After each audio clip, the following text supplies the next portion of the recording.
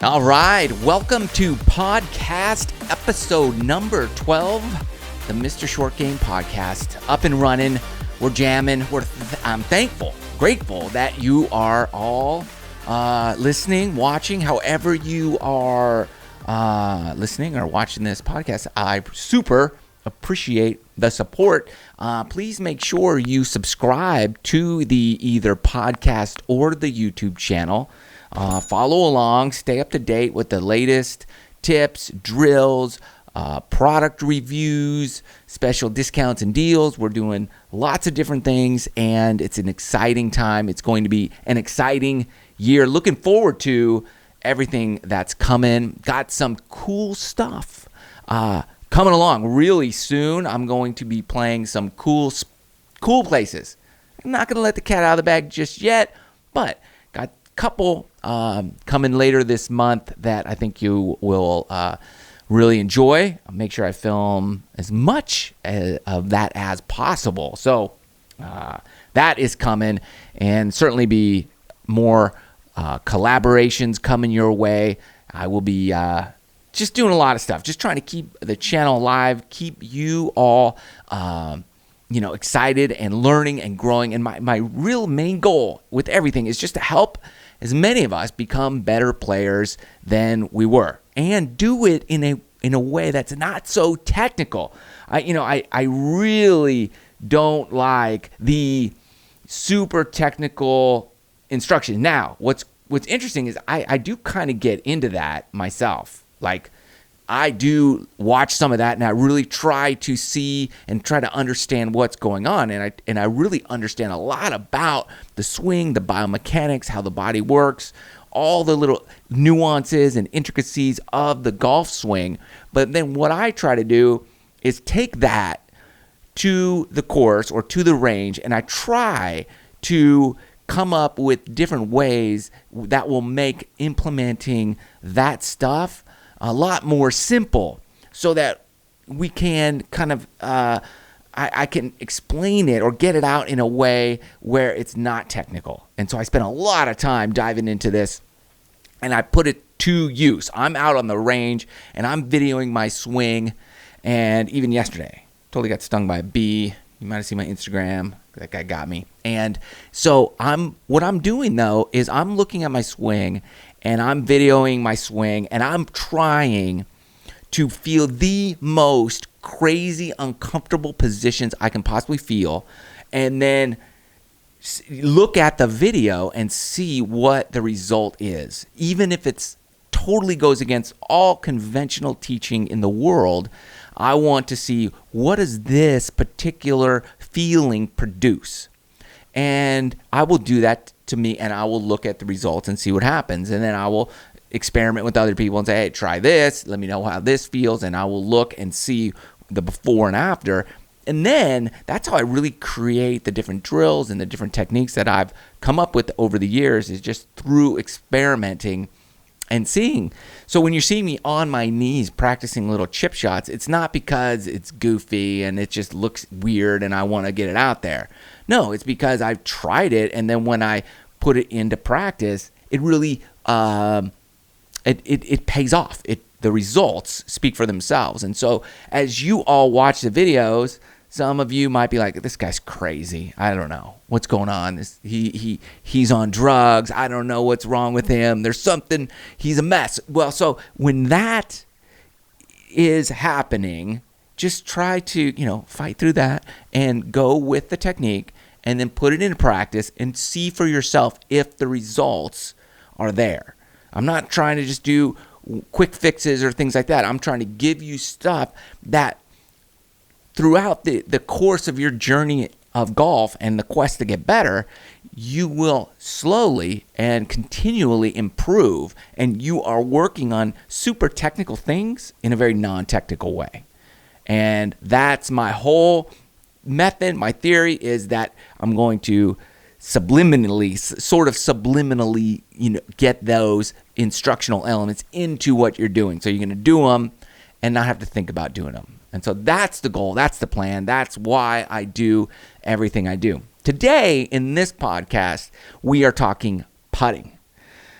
a great mystery in the world of golf, and really something I haven't done a lot of videos on. I've done some, but putting really is an art, and there's a lot of different ways to go about putting.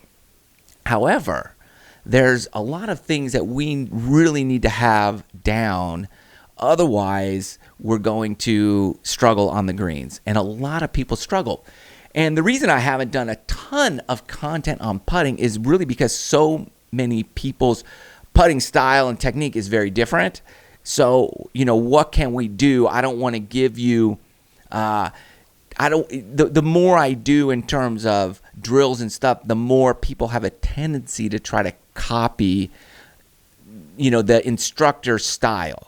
So I don't want you to do that with me. I don't want you to copy my style of putting, because I want it to be your own art form, and I want you to develop your own style of putting. So if I'm, holding a putter a certain way, what I found over the years is that as I instruct, more people start doing what I'm doing, and they don't get any better. So just keep that in mind as we talk. Talking putting, I think, is great because you're not necessarily seeing me, but I am going to start doing a lot more putting videos, because there's a lot of pieces of it I really want and I believe are important in the game of golf, and I don't want to overlook that because they're super critical things, and a lot of companies are starting to do so much more with putters and putting and focusing in that area that I think it's super important to start working on our training and our technique so that we can be more comfortable and confident on the greens. And that's really where people are losing tons and tons of strokes, is on the putting green. So at my level as a scratch player, I might shave a quarter to a third of a stroke off a round of golf in putting. So it's hard to quantify exactly, I did it. Well, I might make one extra putt or not 3 putt. So it's kind of a stroke, but over the course of a round or 4 rounds or whatever, it might not be a total of a stroke per round.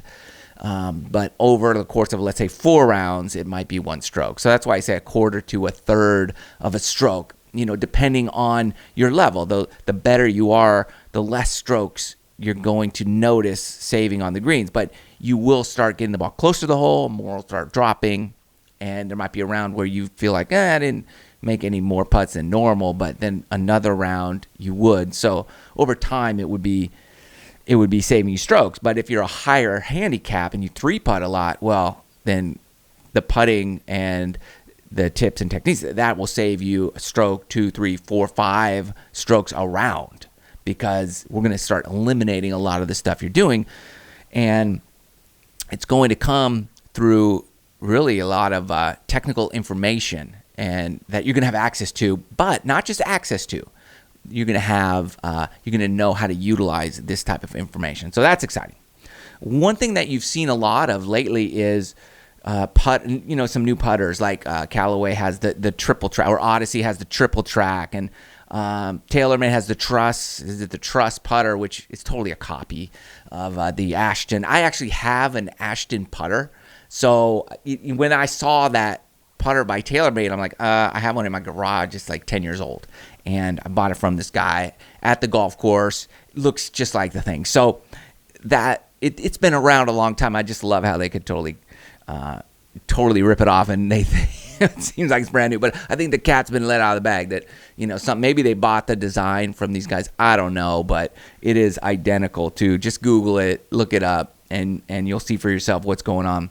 But there's so much in this alignment. So it's like with the Odyssey, it's a triple track. You can line up those lines with the triple track ball, and you're all set. And some people really love that because they feel like the alignment piece of putting is taken care of, where they're looking and they're lining the putter up, and that's great. Like you can line up perfectly all day long and still never make a putt, though. And we'll talk about that in a few minutes. But alignment is key if you hit the putt square with the face is square at impact when you strike the ball. If it's not, then it's not going to make it unless you misread it and you struck the putt incorrectly for you. However, it was correct for the real correct line, which is not the line you lined up on. So that's why putting is so crazy, because you have to read the green correctly. Then you have to, if you use the line, you have to place the ball on the green perfectly to your read. And then you can align your putter up to that. And then if you strike the ball with a square putter face at impact, it will roll on that line perfectly. And if you have the right speed, it will go in. How often does that happen? So that's the thing. You've got these different putters that, let's say, like that truss is more of a less face rotation at impact. I don't know how much torque or tweakage of the putter face you're getting at impact, or maybe if you hit a little off center, it's more solid on the off center hits. That's the design of the putter. So there's a much larger sweet spot on the face. Okay, that's cool. So if you hit it a little on the toe. However, if you do hit it out on the toe, it's starting it offline.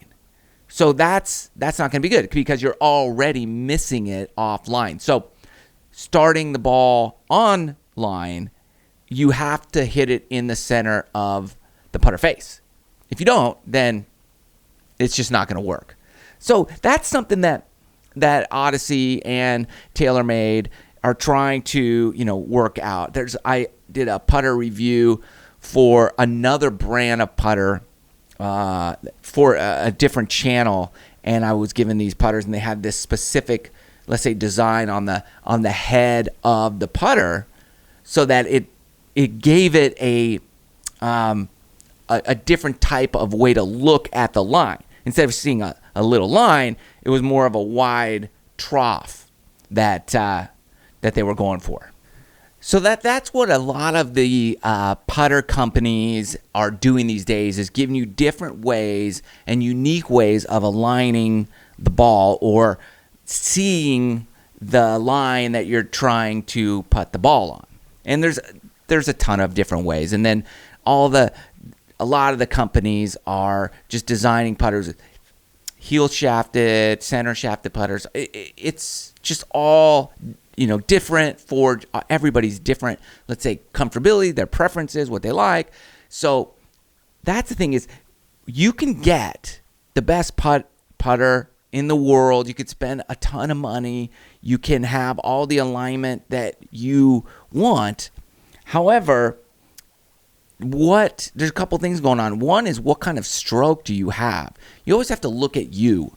Okay, what is your stroke? And that's where you have basically three different types of putters. You have those face balance putters, which is kind of your mallet style, where it's a face balance. So if you just balance the putter on your fingers, the face is sticking almost straight up in the air, and that's a face balance putter. And that would be for people who have more of a straight back, straight through type of stroke with very little face rotation. And then you have a typical Scotty Cameron putter is, that Newport 2 design, kind of the one that Tiger uses. That's like what we call a 45-degree toe down putter. So again, if you balance it on your fingers like this, you get your fingers here, and you just balance that putter, the toe would go down at about a 45-degree angle. And that's for a slightly arcing stroke with some face rotation on that. And then you have your toe down putters, which is kind of like that one Phil Mickelson is using, where if you balance it, the toe would basically go straight down. And that's a much more of an arcing swing putter stroke with a lot more face rotation going back and going through. Regardless of any of those, the face needs to be square at impact. Otherwise, the ball is going to start at a different direction than you're hoping for.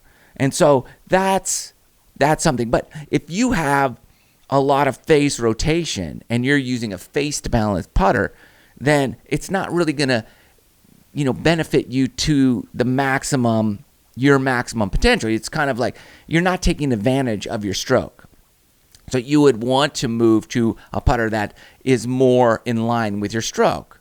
And also, like, if you have a straight back, straight through stroke with no or very little face rotation, you wouldn't want a toe down putter, because although it may look cool and feel good to you, if your stroke isn't matched up with that, it's not really going to function how that putter was designed, right? So it's like if you're in the sand and you're a 20 handicapper and you're using 4 degrees of bounce on your sand wedge, it's probably not the best option for you. You'd want a 15, 16, you'd want a lot more bounce and soul on that sand wedge to help you get the ball out of the bunker. Same thing in putters. You want the right putter for you. So that's something you can do. You can go get fitted for putters, which very few people do. Most people just kind of go into the golf shop somewhere, roll a few putts and say, this is cool, I like the way this looks. Or they see somebody on TV making a ton of putts. Like, how many putters did Henrik Stenson sell after he won the Open Championship, right? Like, he was draining everything. So him and Phil Mickelson, those putters were flying off the shelves. And was it the Spider or something that he was using at the time? I forget. But that's what happens is when somebody on tour gets hot and they're just knocking out putt after putt after putt, people go and they think, oh, that's the putter I need. And, of course, the manufacturers love this because they're selling a ton out of putters. But is it working? Is it the right one for your stroke? So that's something that you really have to look at. Just don't go buy something because a dude on TV, you don't know if his stroke is anything like your stroke.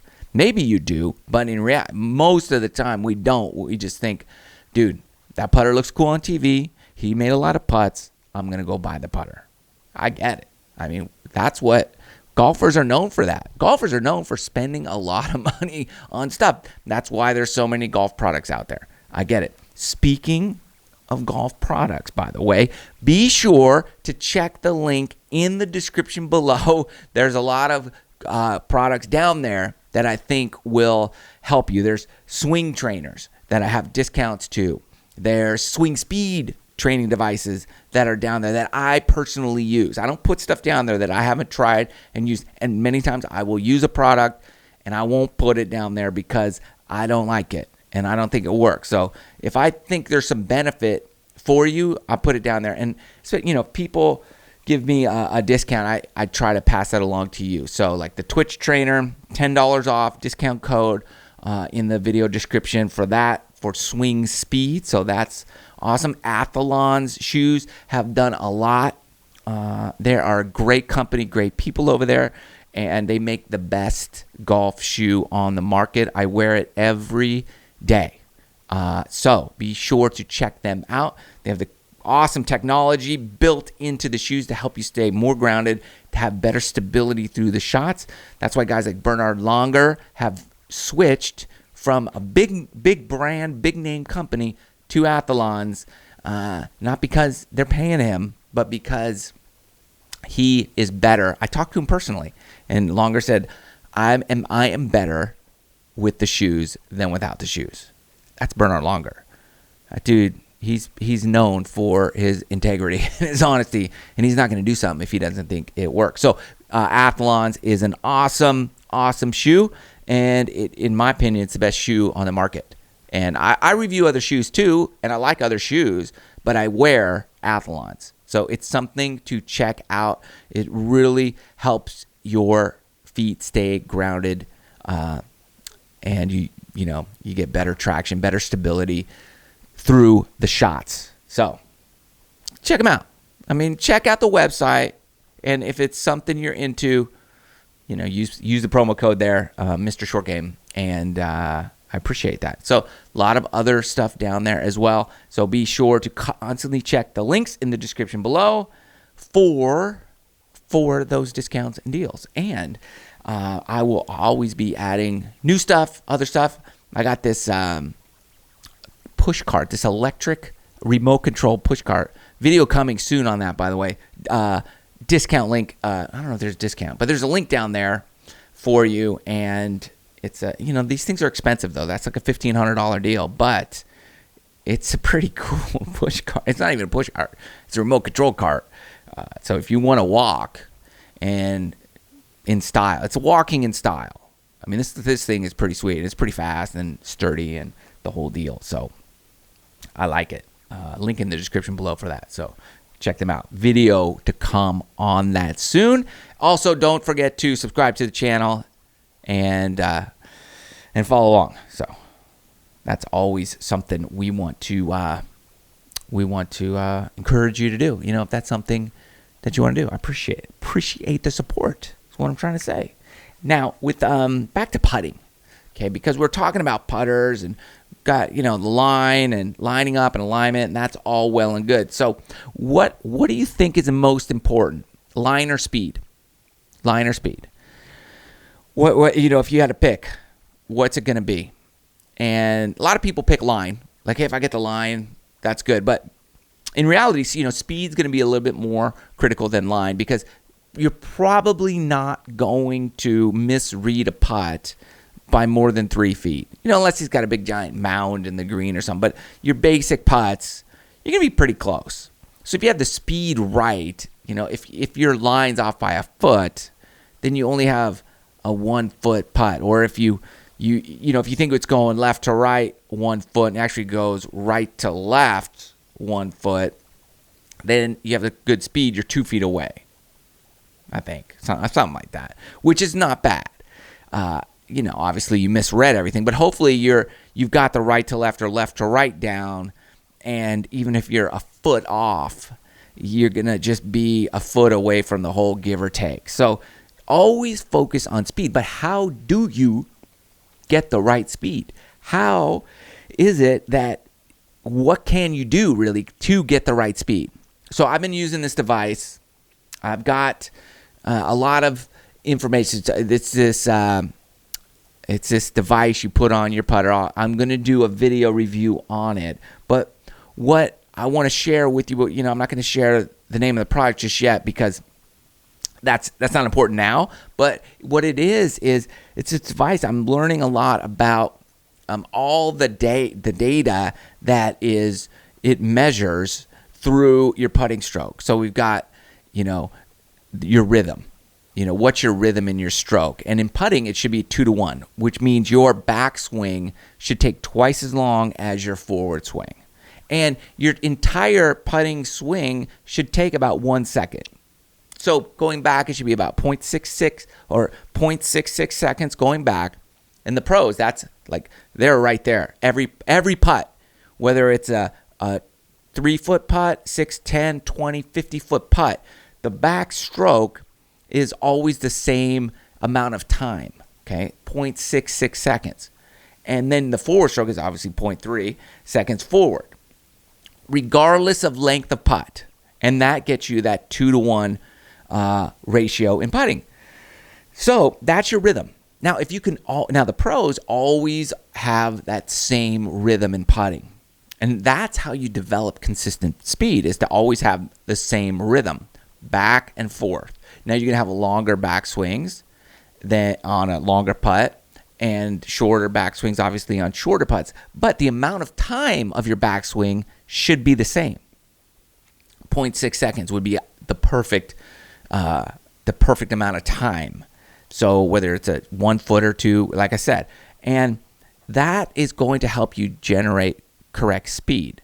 So what I'm doing, I've been using this device, trying to check out what it is.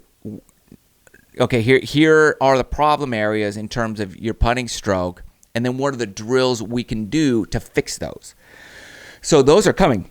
And so we want to get speed drills.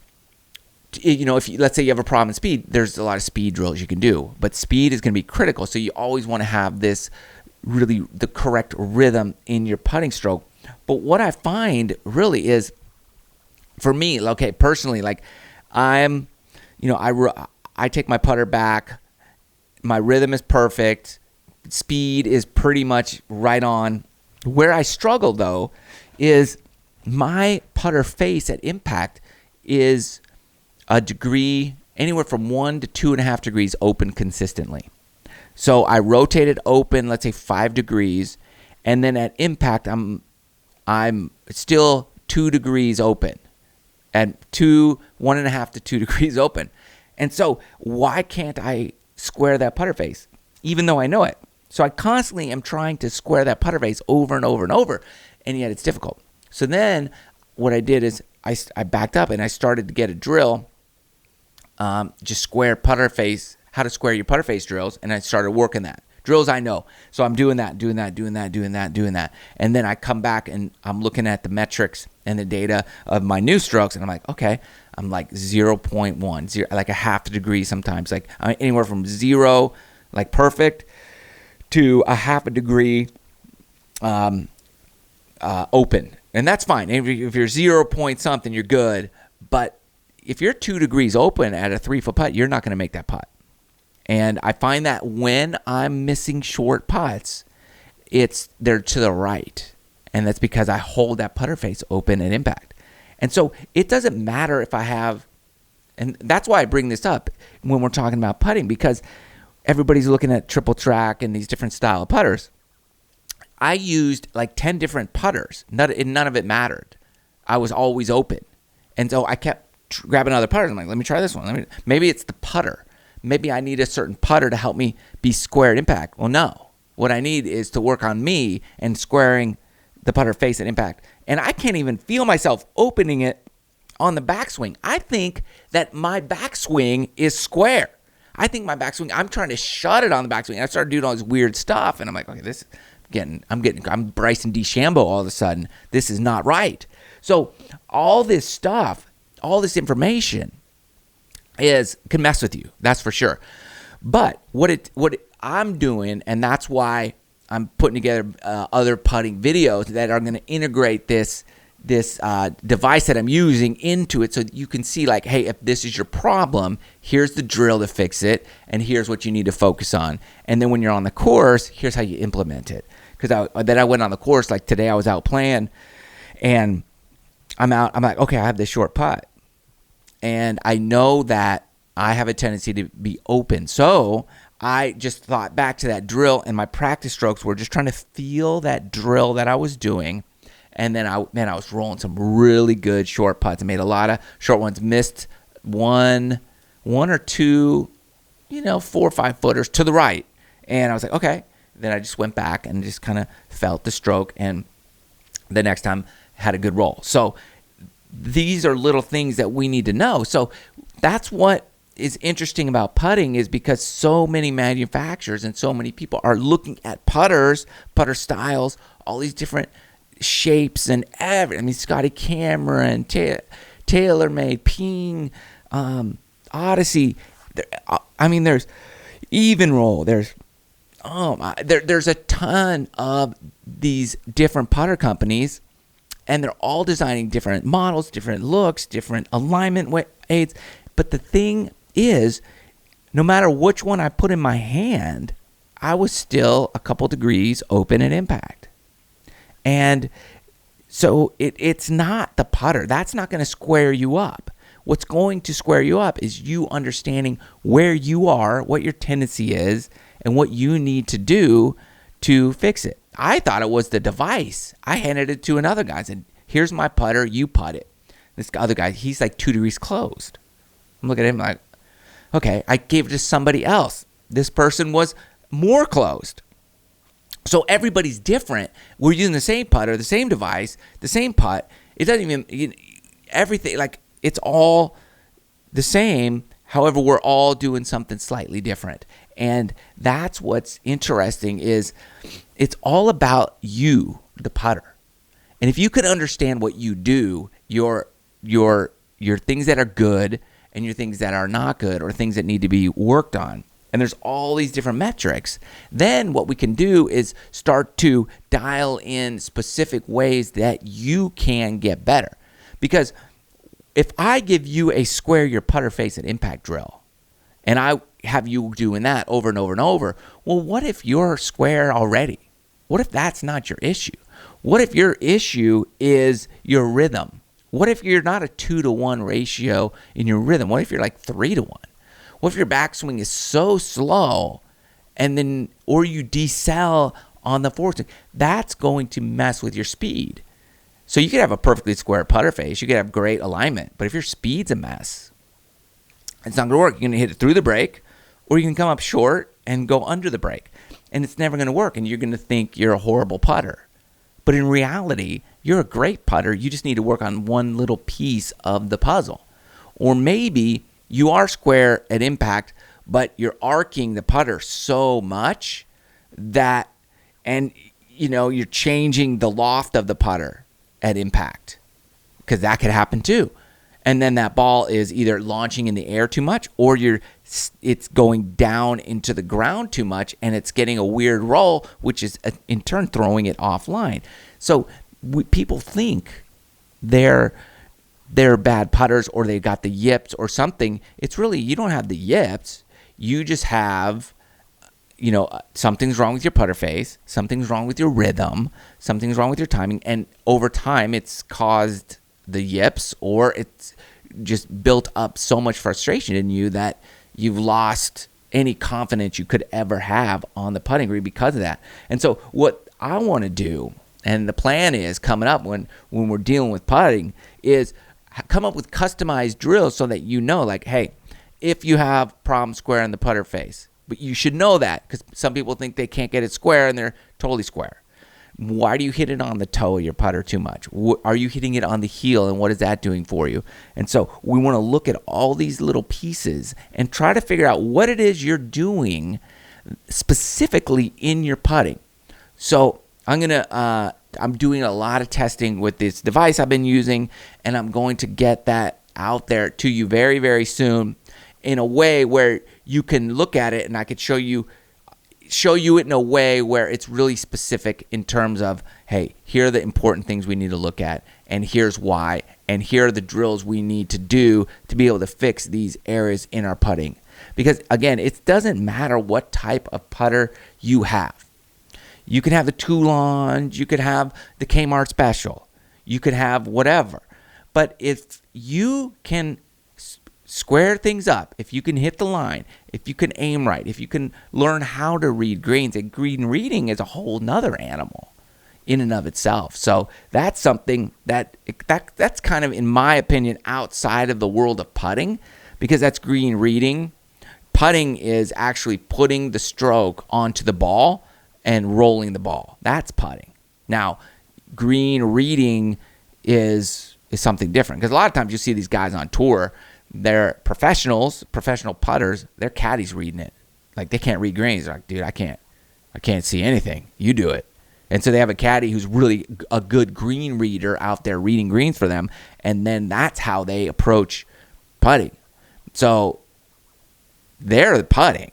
The pro is putting, because the pro can putt, but the pro can't read greens, right? So they're two separate things. Green reading, there's a lot of things that you can do to improve on that, but that's time on the greens. That's time in practice. That's not practicing on the same putting green day in and day out, day in and day out. You've got to bounce around different courses, different greens, different grasses, different stuff. See things in different lights. Don't always putt at 8 in the morning.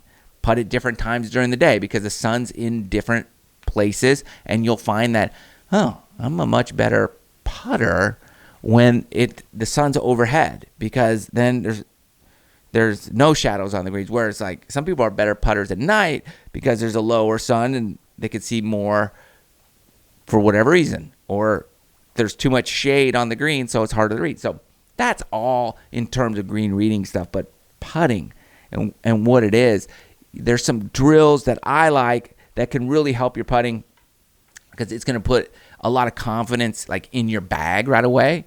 And I always do the 3-foot circle around the hole. Just put tees, like 5 tees around the hole at 3 foot, and roll them in. And when you're doing this, you have to have a goal of how many you're going to make before you quit. If you just roll up there and just start doing it mindlessly, rolling balls in, and then say, okay, I'm good. I'm going to go hit my driver now. That's not going to work ever. What it's going to do is it's going to do absolutely nothing. What will work is if you have a goal of, I need to make this many in a row before I leave and go do something else, or before I go home, whatever it is. So if your goal is 10 in a row, at least you had a goal, right? At least you accomplish something like, okay, 1. And so then at least at 8, 9, and 10, you might be a little nervous. And you're building up that competitive nerves in your body so that you can then go perform. But you have to do something. So 20, 30 in a row is a good number, depending on your level of skill. 30, 40, 50, and then even have days, okay? Have days where you're like, I'm 60 3-footers in a row, I'm not leaving. And that you might have to commit yourself early and say, I might be here and not do anything else today other than putt this 3-foot circle. So whatever it is, 100 in a row. If you're about to go compete, let's say in a club championship or a big event, whatever, then have that goal and say, okay, I'm going to stick it out.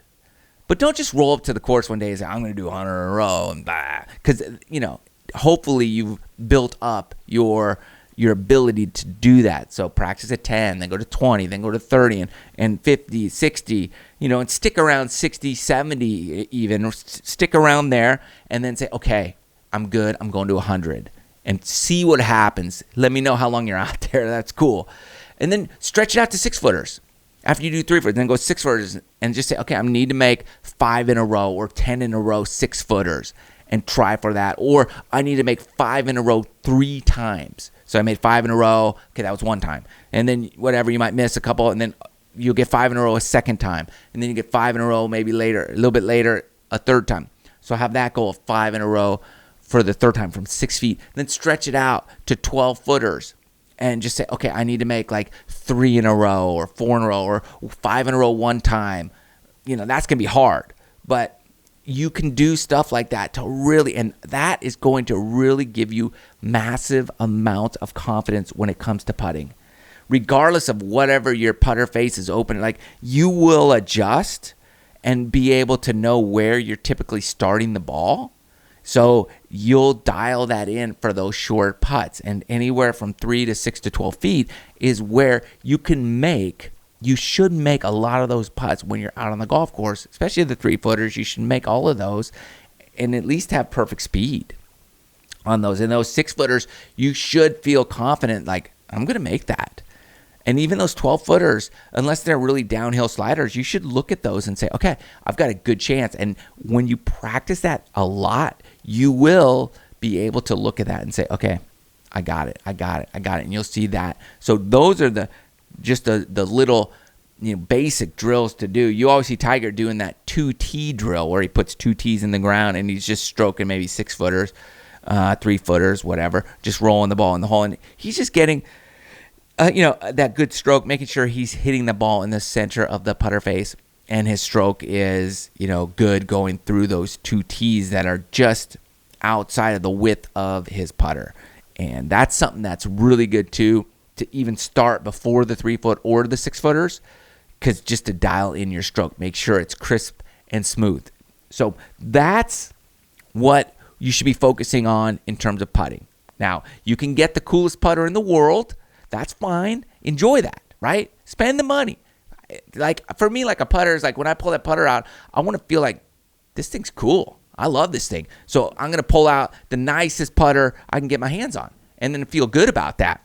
So that's something you might want to do just to make sure that, hey, if you want to spend the money on the putter so you have something in your hand. I know a dude's got a diamond in his putter. Like I don't know how much. It's a real diamond in his putter.